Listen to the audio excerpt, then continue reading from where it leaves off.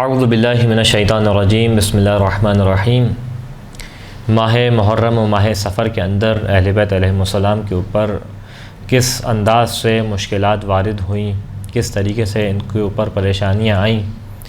ان واقعات کی ترتیب کو آپ کے سامنے پیش کیا جا رہا ہے ٹائم لائن کے ساتھ، کہ سمجھ سکیں کہ کس تاریخ کو کون سی مصیبت پیش آئی اور کس تاریخ کو یہ اہل بیت کا قافلہ کس منزل پہ اوپر موجود تھا۔ یہاں تک 20 ماہ محرم سے آخری ماہ محرم تک آپ کے سامنے پیش کیا کہ اہل بیت علیہم السلام کس کرب و مشکل کی کیفیت میں تھے، اور اس بات کو پیش کیا کہ اس طریقے سے کربلا کوفہ سے شام کی جانب ان کا کاروان رواں تھا۔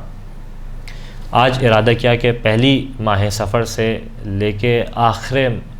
10 ماہ سفر تک کیا کیا مشکلات اہل بیت علیہم السلام کے اوپر پیش آئیں ان کو آپ کے سامنے پیش کریں۔ پہلی سفر کو جو پریشانی دکھائی دیتی ہے، مشکل دکھائی دیتی ہے، وہ یہ کہ اہل بیت علیہم السلام کا قافلہ اس شہر کے اندر داخل ہوا کہ جس کی مشکل کو، جس کی پریشانی کو میرا مولا اپنی عمر کے آخری حصے تک گریا کرتا رہا، کہ ہر مرحلے پہ جب بھی اپنے بابا کو یاد کرتے، کربلا کو یاد کرتے، تو زبان پہ ایک لفظ ہوتا، الشام الشام الشام۔ شام کے اندر اس کاروان کو داخل کیا گیا، اور کس کیفیت میں داخل کیا گیا کہ تاریخ بیان کرتی ہے کہ یزید نے حکم دیا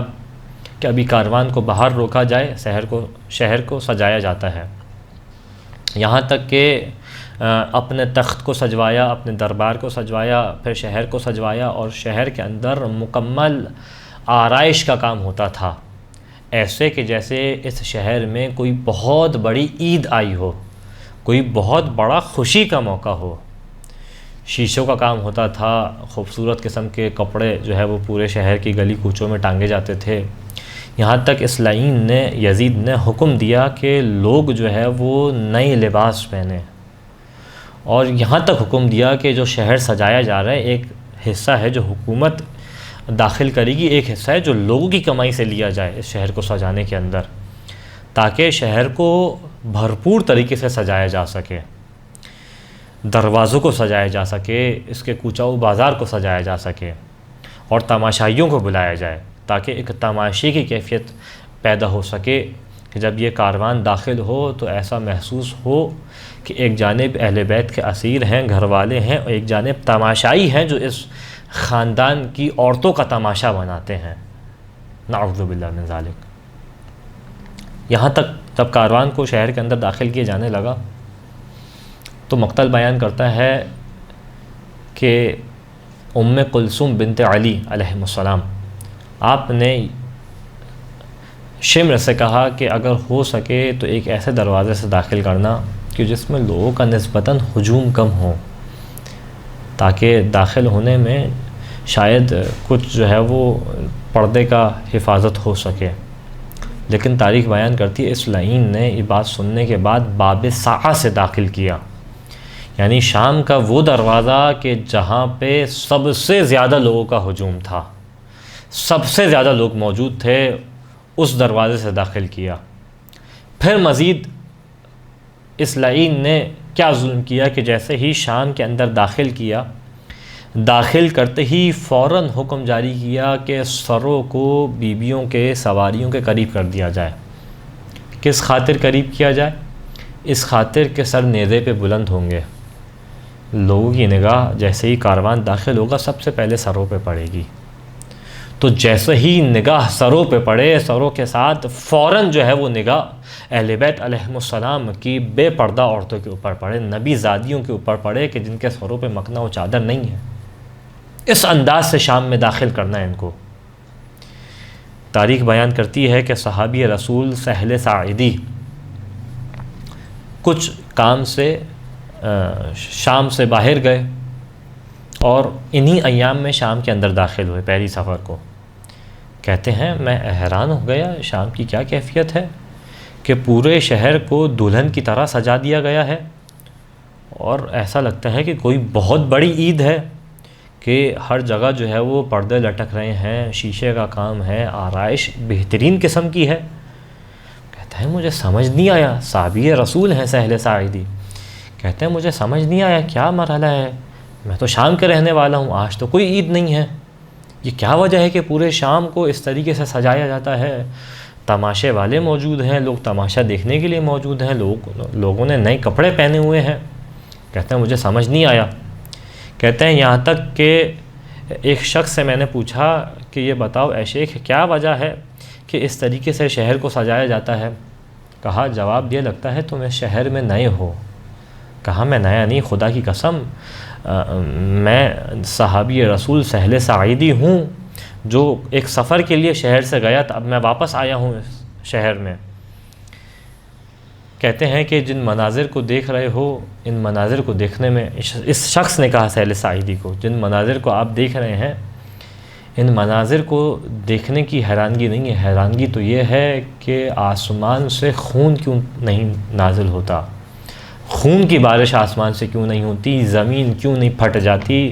اور جو کچھ زمین کے اوپر موجود ہے اس کو اپنے اندر کیوں نہیں لے لیتی۔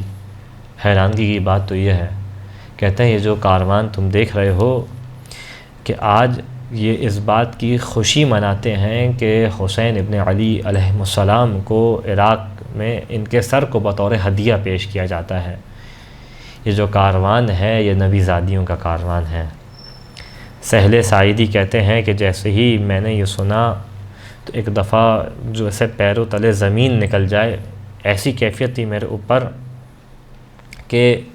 مجھے سمجھ نہیں آتا تھا میں کیا کروں، کس طریقے سے جو ہے وہ اس منظر کو دیکھوں کہ کہاں حسین جو کہ نبی کے نواسے ہیں، جن کے بوسے اللہ کے رسول لیا کرتے تھے، کہاں حسین ابن علی، اور کہاں یہ اس طریقے سے شام کے اندر ان کے سر کے داخلے کے اوپر خوشی منائی جاتی ہے۔ کہاں وہ حسین اور کہاں یہ شام، اور کہاں نبی زادیاں اور کہاں یہ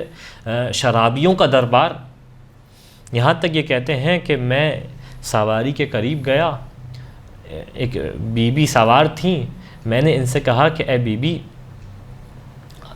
مجھے حکم کرے، میں آپ کے نانا کا صحابی ہوں، مجھے حکم کرے میں آپ کے لیے کیا کر سکتا ہوں۔ کہتی ہیں کہ اگر ہو سکے تو دیکھو انہوں نے سروں کو ہماری سواریوں کے بڑے قریب کیا ہے، گویا کہنا چاہتی ہیں جب بھی نگاہ پڑتی ہے سر کے اوپر تو ہمارے بے مقنا و چادر سر کے اوپر بھی نگاہ جاتی ہے۔ اگر ہو سکے تو ان سے گزارش کرو کہ ان سروں کو، شہداء کے سروں کو ہم سے دور کر لیں۔ کہتے ہیں کہ میں لشکر والے کے پاس گیا جس نے سروں کو اٹھایا ہوا تھا، اس کو میں نے اپنی جانب سے درہم و دینار دیے، اور دینے کے بعد اس سے گزارش کی کہ ایک کام ہے اگر میرا کر سکو، اور یہ درہم و دینار تم رکھو۔ کہا کیا کام ہے؟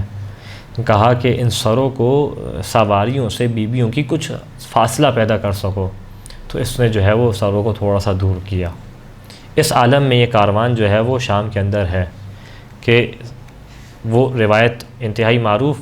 کہ شام کے اندر جو ہے وہ 7 مشکلات ہیں جو اہل بیت علیہ السلام نے دیکھی، جو امام سجاد نے بیان کی، جن میں مختصر ترین مشکل یہ کہ جب داخل کیا گیا تو لوگ چھتوں سے منظر کو دیکھتے تھے۔ ہمارے امام بیان کرتے ہیں سروں ہمارے ہاتھوں کو ہماری پشت سے باندھا ہوا تھا کہ جب شام کے اندر داخل کیا گیا، امام بیان کرتے ہیں کہ اوپر سے لوگ کبھی کوئی گرم پانی پھینکتا تھا، کوئی پتھر مارتا تھا، یہاں تک امام بیان کرتے ہیں میرے سر پہ عمامہ تھا، اوپر سے ایک آنکھ آئی، میرے ہاتھ بندھے ہوئے تھے، عمامہ جلنے لگا، میں آنکھ بجھا نہ سکا، اور عمامے کی آنکھ جو ہے وہ میرے سر تک سرایت کر گئی۔ امام سجاد یہ مشکل بیان کرتے ہیں، یہاں تک بیان کرتے ہیں کہ ان لعینوں نے نبی زادیوں کو بردہ فروشوں کے بازار میں لے کے آئے، وہ بازار کے جہاں روم کے غلام بکا کرتے تھے، اس بازاروں میں نبی زادیوں کو لے کے آئے اور بیچنا چاہتے تھے ہم کو۔ اس کے بعد کہتے ہیں خدا نے معاوضہ کیا کہ یہ اپنے مقصد میں کامیاب نہ ہو سکے۔ یہاں تک پہلی ماہ سفر کے اندر ان کو شام کے اندر داخل کیا گیا، یہ تمام مشکلات شام کی جو کہ انتہائی مختصر طریقے سے آپ کے سامنے پیش کرنے کی کوشش کی۔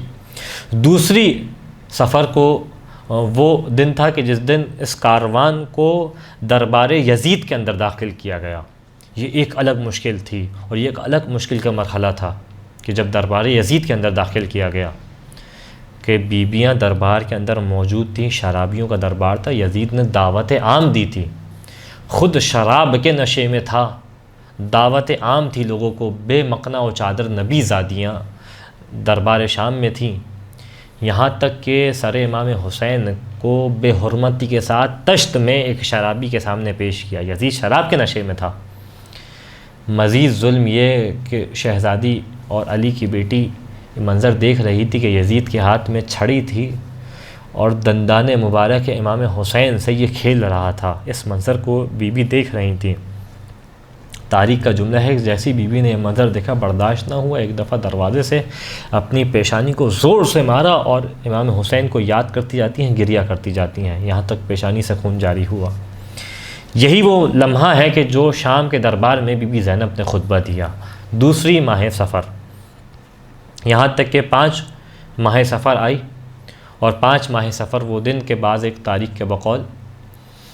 یہ وہ دن تھا کہ امام حسین کی بیٹی جناب رقیہ بنت حسین، کہ جن کو ہم لوگ بر صغیر میں سکینہ بنت الحسین کے نام سے یاد کرتے ہیں۔ امام حسین کی 2 بیٹیاں تھیں، بیٹیاں تو زیادہ تھیں لیکن 2 بیٹیوں کے نام جو ہے وہ ہم زیادہ طریقے سے پہچانتے ہیں۔ ایک ہے سکینہ بنت الحسین، ایک ہے رقیہ بنت الحسین۔ سن کے اعتبار سے سکینہ بنت الحسین جو ہے وہ بڑی تھیں،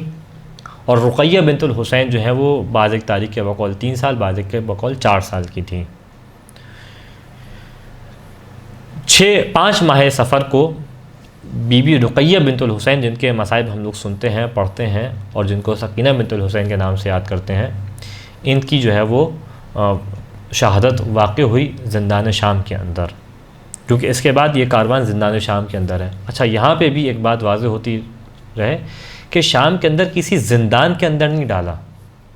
اس کاروان کو زندان کے اندر نہیں رکھا، بلکہ زندان سے بھی پست ایک شے جو اسے خرابہ کہا جاتا تھا، خربۃ الشام، جو روایات نے اس کو یاد کیا، تاریخ نے پیش کیا، یعنی ایک ایسا مقام کہ جہاں دیواریں بس گرنے کے اوپر تھیں، اوپر چھت نہیں تھی، یعنی زندان بھی اس سے بہتر ہوا کرتا ہے۔ ایسے مقام پہ اس کاروان کو ٹھہرایا گیا کہ صبح ہوتی تھی تو دھوپ کی تپش ہوتی تھی جس سے بچوں کے چہرے جھلس جایا کرتے تھے، رات ہوتی تھی تو شدید سردی ہوتی تھی کہ یہ اہل بیت کے بچے، رسول زادیاں اور ان کے بچے ٹھنڈ سے ٹھٹر رہے ہوتے تھے۔ اس مقام پہ اس کو رکھا گیا، اور کوشش یہ تھی اس مقام پہ رکھنے کی، تاریخ بیان کرتی ہے وجہ یہ تھی کہ کسی طریقے سے کوئی ایسا حادثہ ہو کہ دیوار گر جائے اور جو ہے وہ نبی زادیوں کی اس دیوار گرنے کی وجہ سے جو ہے وہ شہادت واقع ہو جائے، لیکن خدا نے محفوظ رکھا۔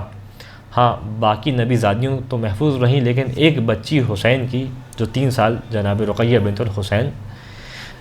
اپنے باپ کو روتے روتے اس زندان میں گزر گئیں، مسلسل گریہ کرتی تھیں، مسلسل روتی تھیں،